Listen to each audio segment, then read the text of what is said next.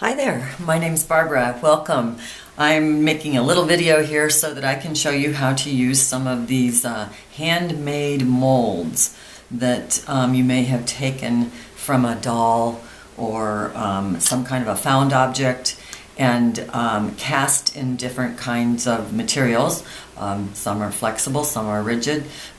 But what happens when you cast something is the mold doesn't always take perfectly initially. So I'm going to show you how to take something that looks like it's not really that attractive and make it more attractive, because the mold is actually not lost.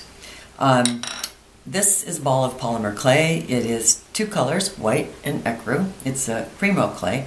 And I'm just going to put some talcum powder in the middle of my hand and roll the ball around. And the reason that I'm doing that, it gives the ball a nice matte finish. It helps to keep the clay clean, and it also will prevent the clay from sticking directly in the mold when I push it in. So this is what the face looks like just coming out of the mold, and that's a baked piece. I want to push in and really get the nose in. Aha! And in order to do that, I can even flex the mold a little bit, but I'm pushing it in. Now, I don't want the outside to lap over the edge, because then you'll get ring around the mold.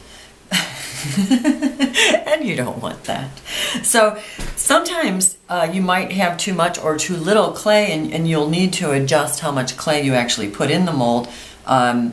This seems to fit fairly nice, and I'm going to pull this out. Now, if I pull the face out from top to bottom, I will have less distortion than if I pull the face out side to side. So now here you see that the face has been pulled out of the mold. But there's these kind of things that didn't take well in the mold to begin with. So this is a ball stylus, and I am going to fix the problems here with my ball stylus. And the ball stylus has a couple different ends, but see what happens when I just push in there, where there was a former little divot. It's actually something that protrudes, and I can actually continue to make changes in the entire face with my stylus tool, including even putting in little eyes. Now that might still look a little rough.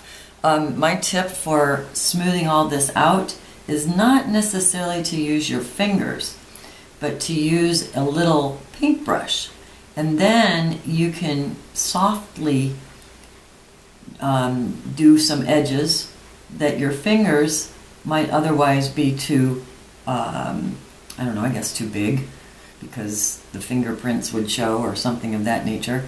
And this is one way to soften the edges. Now, if you have anything like hair or lint or anything like that in there, you have to make sure that you get that out before you bake it. But you can literally change the personality of your molds by pushing in with the ball stylus. So, and then you have an otherwise face that you can use. So after you bake this, you can put this in any kind of artwork that you'd like. I have another mold here, and I just wanted to show you that you can even use portions of the mold. You don't even have to use the whole thing. So here I'm simply pushing in my clay into certain portions of the mold. And this little angel, she has hair, but I get to decide how much hair she has by how much clay I actually use. So here again, we see that we have a nice molded face. But if I'm really going to be picky, or if the mold doesn't come out just right, I need to go back in there with my ball stylus and just make a few adjustments. Adding a little divot right there by the mouth actually helps the faces to smile. You can also add nostrils If the nose is not as pronounced, you can pinch the nose if you want to bring it forward. But the point is that even after you've taken a cast from a homemade mold, you still want to use your ball stylus or your paintbrush to refine it. So that's my tip about making molds, and thank you so much for joining me. Please visit me at barbaramcguire.com.